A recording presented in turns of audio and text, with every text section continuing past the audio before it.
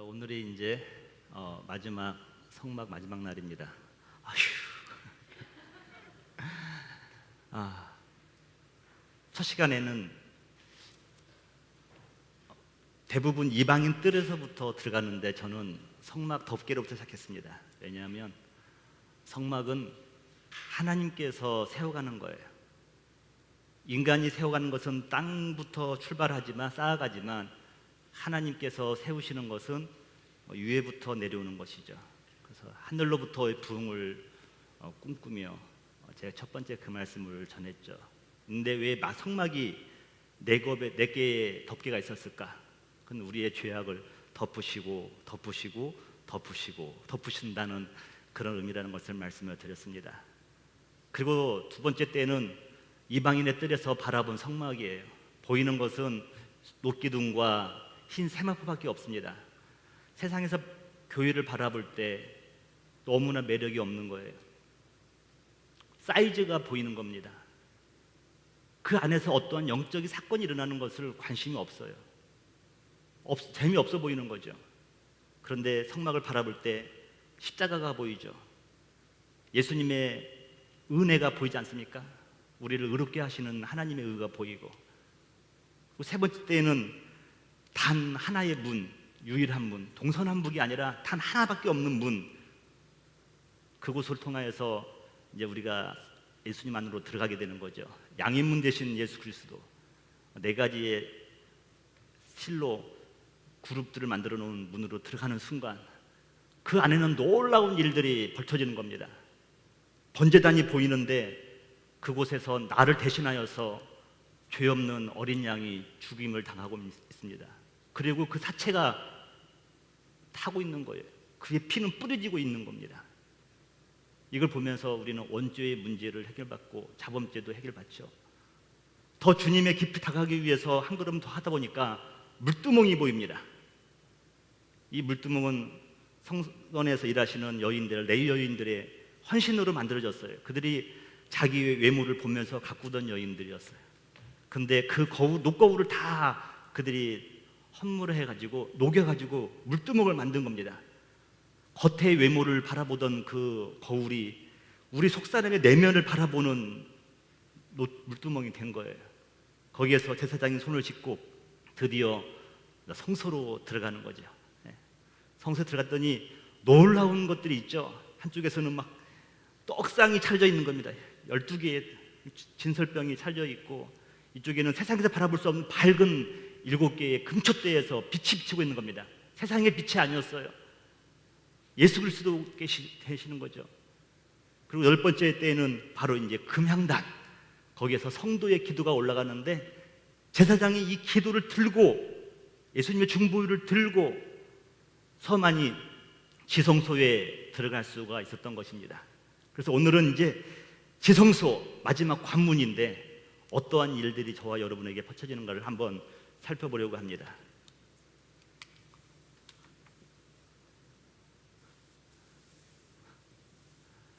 여기는 이제 뜰이죠. 뜰인데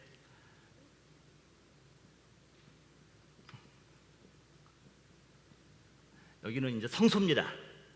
성소에는 떡상이 있고 이제 금촛대가 있죠. 그다음에 여기에 금향로가 있는데 향이 올라가는 겁니다. 그다음에 여기가 이제 베일, 결혼하시는 분들이 신부를 이쁘게 한 다음에 베일에 싸잖아요. 그런 베일처럼 이제 휘장이 보이는 겁니다. 오늘은 우리 휘장을 보고 여기에 이제 드디어 이제 법궤가 있는 건데, 오늘은 이 안으로 들어가서 예수 그리스도의 가장 심층부에서 주시는 은혜가 무엇인가를 한번 보는 거죠. 오늘은 이 휘장을 우리가 이제 살펴보는 겁니다. 휘장을 살펴보는 건데 레위기 26장 33절 보니까 이 휘장은, 베일은 성소와 지성소,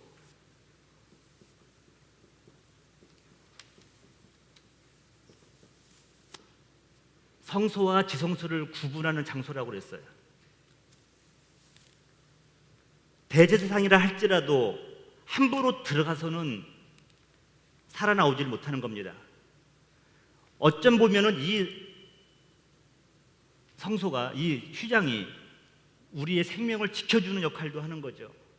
때로는 우리로 하여금 실수라도 넘어가지 못하도록 하는 작업을 하고 있는 것입니다. 레위기 16장 2절을 보니까 여호와께서 모세에게 이르시되 내 형 아론에게 이르라. 성소의 휘장 암 법궤 이 속죄소 앞에 아무 때나 들어오지 말라. 그리하여 죽지 않도록 하라. 이는 내가 구름 가운데에서 속죄소 위에 나타남이니라. 죄인이 가장 거룩한 곳 지성소에를 들어갔다고 한다면 하나님을 보는 것 때문에 죽음을 면치 못한다고 성경에서는 말씀하고 있는 것입니다. 그래서 하나님이 막으신 거예요.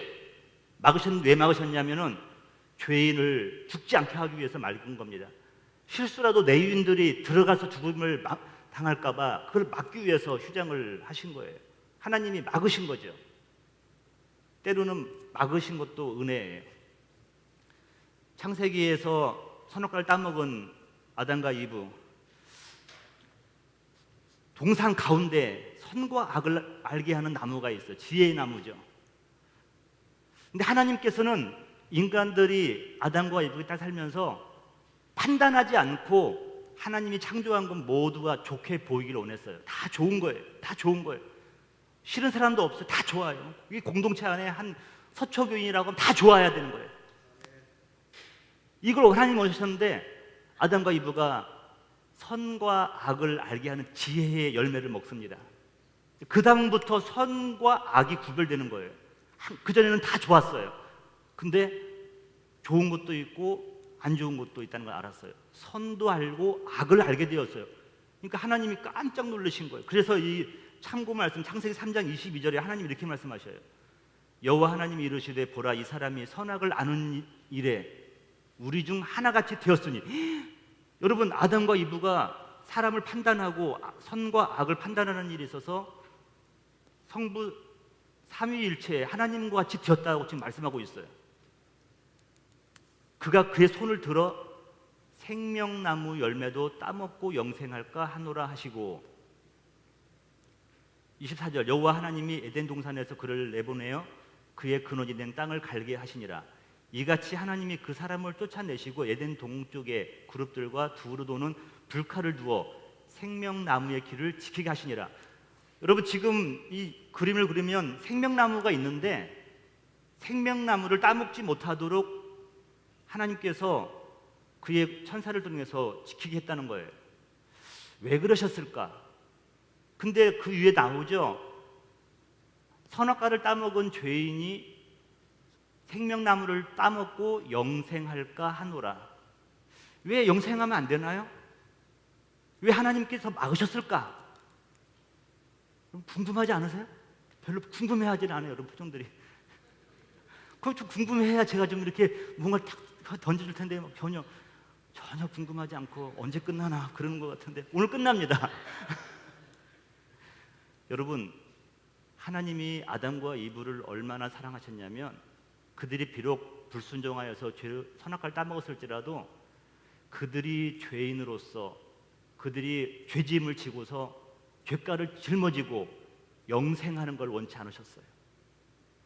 하나님은 그들이 죄인이기 때문에 그 죄의 몸을 벗어나는 때를 원하셨다는 겁니다. 근데 그 죄인들이 생명나무를 따먹는 순간 죄의 몸을 짊어지고서 죽질 않는 거예요. 죽어야 되는 거예요. 이 죄의 몸을 죽었을 때 다시 하나님과 함께 영생을 누릴 수가 있는 거죠. 그래서 그들이 죄인으로서 영원히 살 길을 하나님께서는 막으신 겁니다. 여러분 때로는 하나님이 막으시는 것도 은혜인 줄 믿으시기 바랍니다. 막으셨잖아요. 들어가서는 죽으니까 하나님이 막으신 겁니다. 이 휘장은 그런 의미가 있는 것입니다. 여러분 휘장의 재료는 그동안 계속 4가지 실 나오면 자황, 백청이잖아요. 자황, 백청. 마태, 마가, 누가, 요한 주제잖아요. 왕 대신 예수 그리스도, 고난 받으시는 인간, 또 참되신 하나님의 사람, 또 참 인간이신 하나님. 요한복음은 사복음서잖아요. 요한복음은 사복음.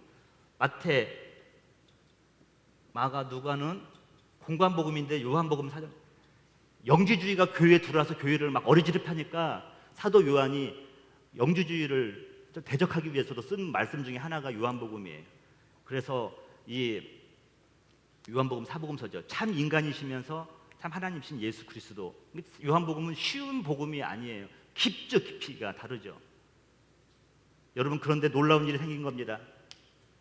이 휘장을 하나님이 찢으신 거예요. 마태복음 27장 50절입니다. 예수께서 다시 크게 소리 지르고 영원히 떠나시니라. 이에 성소 휘장이 위로부터 아래까지 찢어져 둘이 되고. 우리 한 달에 한 번 첫 번째 주에 여러분 성만찬을 하시는데 담임 목사님께서 이제 큰 빵을 드시고 나눠주시기 전에 그걸 제 얼굴을 봤더니 얼굴이 좀 이렇게 좀 죄송합니다. 이그러졌어요. 좀 이렇게. 그러면서 그 빵을 찢는 거예요. 그 누구예요, 이게? 예수님의 몸이 찢어지는 거예요, 여러분. 예수님의 찢어지는 거죠. 여러분, 이 휘장은요, 하나님께서 하늘에서 쫙 찢으신 거예요. 찢으신 거예요. 두 동강이 난 겁니다. 사람이 찢으면 밑으로부터 찢는데 하나님이 찢으시는데 위에서부터 탁 찢은 거예요. 근데 그 하나님의 얼굴을 한번 상상해 보실래요, 여러분? 웃으셨을까요? 가장 슬프고 아프고 바라볼 수 없는 상황에서 찢으시는 거죠. 왜 그러냐면 그 다음 성경 구절이잖아요.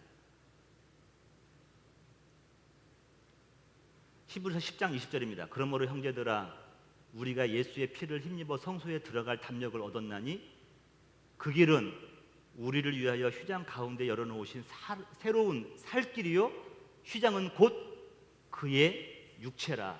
할렐루야. 이 육체는 예수 그리스도라는 거예요. 휘장이 찢어졌잖아요. 하나님이 찢으신 거예요. 자기의 독생자 아들을, 저와 여러분들을 영생을 주시기 위해서 찢으셨다는 거예요.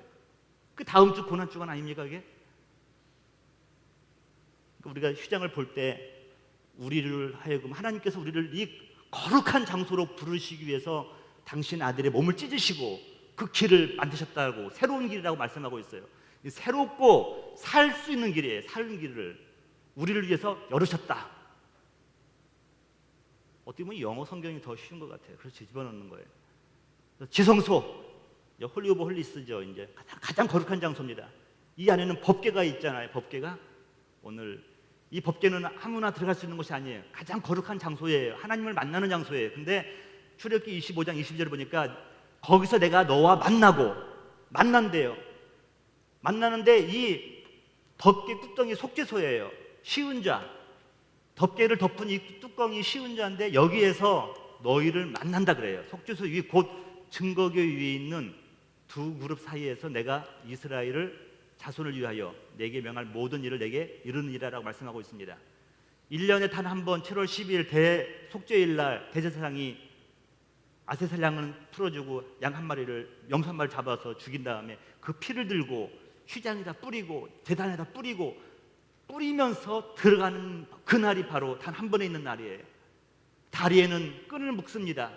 행여나 대사장의 죄 때문에 죽었을 경우에는 그를 끌어내기 위해서, 또 그의 살아있는 걸 확인하기 위해서 그 옷의 바닥에다는, 밑에다가는, 단에다가는 방울을 달아놓습니다.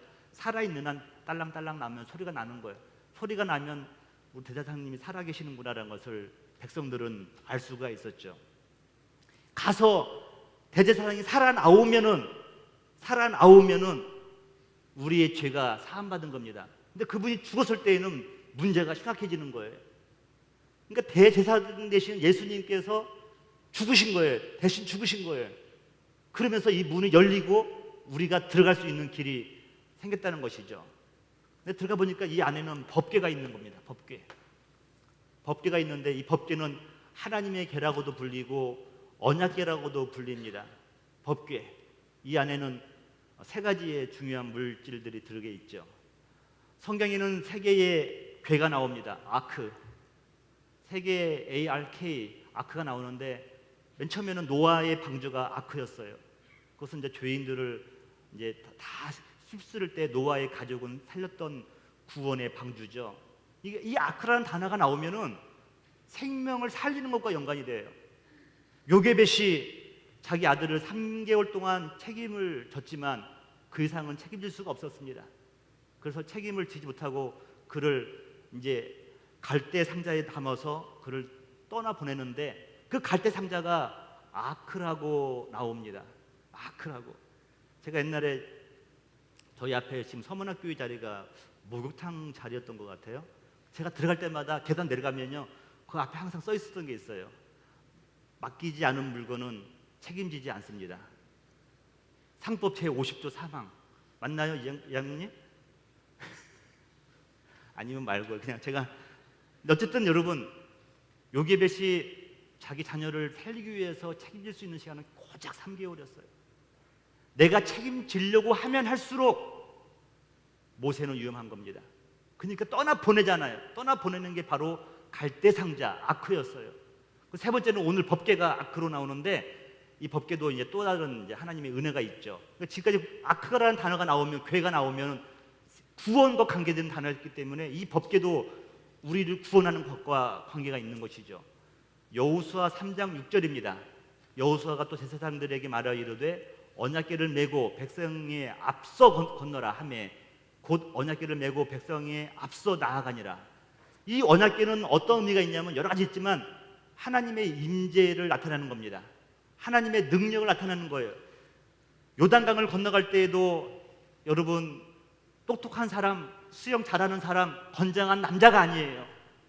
비실비실 할지라도 제사장들이 그 어깨에 바로 이 법궤를 메고 물을 밟는 순간 물이 멈추고 쌓이고 마른 땅이 되어서 이스라엘 백성들이 요단강을 건넜다는 것을 믿으시기 바랍니다. 누가 건넜다고요? 법궤를 맨 제사장이 앞장선 거예요. 바로 이 법궤는 하나님이 우리와 함께 하신다는 것을 깨닫는 겁니다. 능력이에요. 하나님의 능력. 영적으로 여러분들이 믿음으로 여러분 앞서 하나님의 법궤를 먼저 보내시고 뒤에 따라가는 여러분 되시기를 주님으로 축복합니다. 하나님의 임재를, 내가 하나님보다 앞서다 놓고 나중에 하나님 너무하신다 이렇게 말하면 하나님도 할 말 없으셔요. 하나님 보고 먼저 가라고 하시는 거죠. 믿음으로, 그 다음에 믿음으로 따라가는 거죠. 이 법궤 자리는 여러분 많이 했기 때문에 조각목이죠. 조각목인데 금으로 다 싸라는 겁니다. 볼품없는 유모였지만 믿음, 하나님의 영광으로 싸니까요. 예수 그리스도도 상징하기도 하는 거죠. 이게 우리의 모습도 되기도 하죠.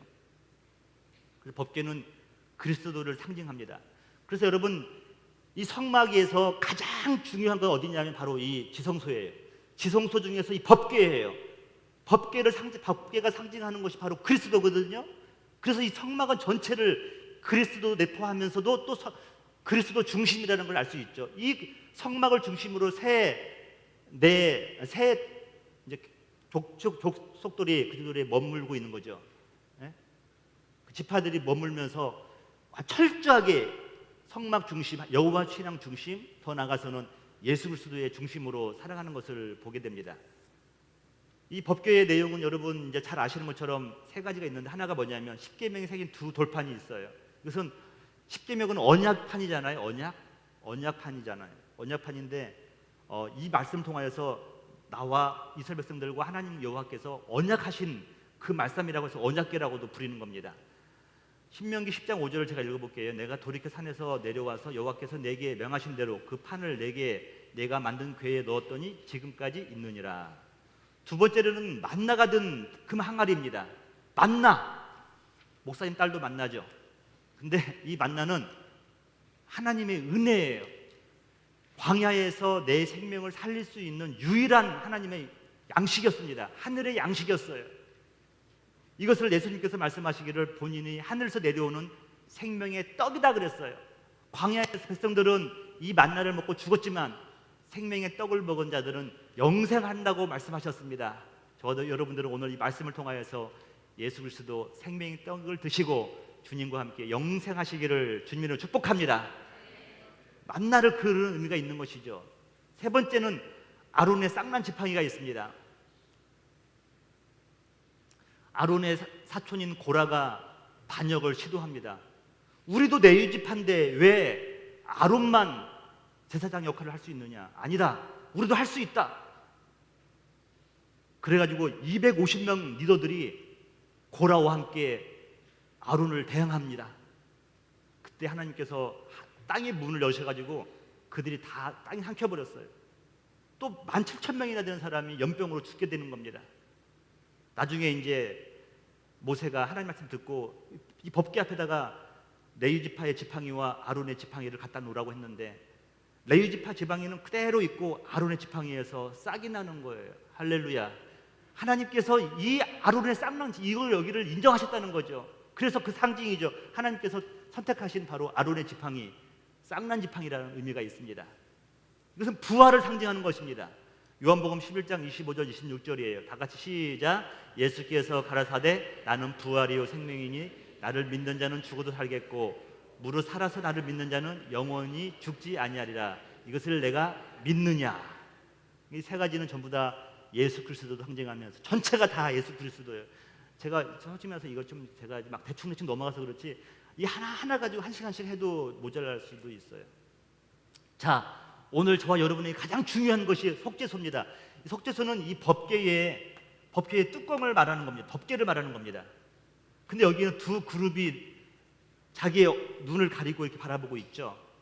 그룹과 그룹 사이를 속죄소, 시은좌, 은혜의 자리라는 거죠. 하나님께서 거기서 이제 내려오시는데 바로 이제 이곳에서 우리의 죄가 사해지는 거죠. 대제사장이 여기 나갈 때에 양의 그 짐승의 피를 뿌리고 나갈 때만 여기서 주님을 만날 수가 있었던 것이죠. 가지고 우리가 이제 다음 주 이제 성금요일 날 우리가 예배 드릴 때 이제 갈보리 언덕에 서 있는 예수 그리스도, 제가 그래서 이 말씀을 한번 집어넣습니다. 예수 그리스도께서 골고다 언덕 십자가에 흘리신 보혈은 우리가 범한 죄보다 훨씬 더 강한 속죄의 능력이 있다. 할렐루야. 믿으십니까? 여러분, 이 골고다 언덕의 보혈의 피가 용서치 못할 죄가 뭐가 있겠습니까? 그래서 그 시은자의 은혜의 자리, 머시의 자리죠. 은혜의 자리죠. 그러면서 오늘 말씀을 정리를 들어갑니다. 여러분, 성막은 예수 그리스도 현현이죠. 임마누엘 신앙의 현현이에요. 그래서 관념적으로 주님을 만났다고 한다면 이스라엘 백성들은 이 성막을 바라보면서 이제는 예수님이 하나님이 우리와 함께 하신다. 임마누엘 신앙을 그들은 몸소 체험할 수 있도록 있었습니다. 그리고 신앙의 중심은 항상 법궤를 중심으로 했다는 것이죠. 그래서 예수 그리스도가 우리의 신앙의 중심이고 또 여호와 신앙이라는 것을 말씀을 하고 있습니다. 사도행전을 제가 이제 성경 공부하기 위해서 어떤 책을 볼까 했는데 그 영국 신학자 중에서 F.F. 브루스라고 하는 사람이 바울 신학이라고 쓴 책이 있습니다. 근데 그 책은 두꺼운데 사도행전 전체를 다 그 사도행전과 같이 한 거예요. 근데 그 책을 읽다가 제가 중요한 걸 발견했습니다. 그 F.F. 브루스는 어떤 사람이냐면 그의 수제자가 혹시 여러분 아실지 모르겠는데 그 플러신학교 교수였던 김세윤 박사예요. 그래서 그분 논문에 보면 미스터 김이라고 쓰면 이상하게 왜 김이 써 있을까? 그 김이 바로 김세윤 박사를 언급하는 겁니다. 자기 수제자인데 그분의 논문을 본인이 인용할 때는 미스터 김이라고 쓰시는 F.F. 브루스라는 분이 계시는데 이분이 이런 얘기를 하는 거예요. 왜 쉬운 방법이 있음에도 불구하고 예수님께서도 그 고난의 길, 어려운 길을 걸어가시면서 인류를 구원했을까? 또 그 예수님이 걸어가신 그 길을 바라보면서 사도 바울이 걸어가는데 사도 바울은 더 영향력 있는 바리새 중에서 더 유대한 바리새인이 되어서 정치적 영향력을 끼칠 수도 있었습니다. 경제인이 될 수도 있었어요. 랍비가 되어서 수많은 사람들을 가르칠 수도 있었습니다.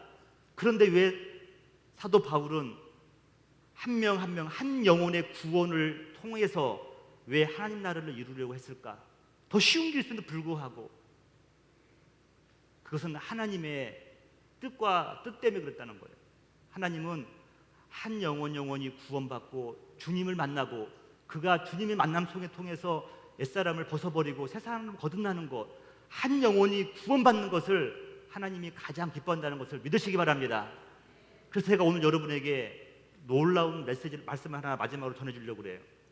라오디게아 교회를 향한 예수님의 간절함이에요. 우리는 전도할 때 이 말씀을 많이 사용합니다.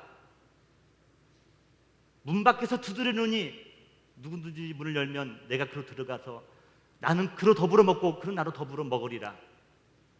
그런데 여러분, 이 말씀을 묵상하면 묵상할수록요 불신자를 향한 하나님의 음성이 아니었어요. 불신자를 향한 예수님의 답답함이 아니고 라오디게아, 그들이 겉으로는 나는 부유하다, 나는 가진 것이 많다고 하는 그들이었지만 예수님이 바라볼 때는 그들은 가련하였습니다. 그들은 좋은 옷을 입었다고 자랑했지만 예수님이 바라보실 때에는 그들은 벌거벗은 사람이었습니다. 그래서 예수님은 답답한 마음에 그들에게 이 말씀을 합니다. 볼지어다 내가 문 밖에 서서 두드리노니 누구든지 내 음성을 듣고 문을 열면 내가 그리로 들어가 나는 그로 더불어 먹고 그는 나로 더불어 먹는다고 말씀하고 있는 것이에요.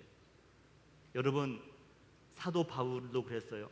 복음은 1차적으로 성도가 들어야 된다. 할렐루야. 라오디게를 통한 예수님의 간절함은 누군지 아십니까?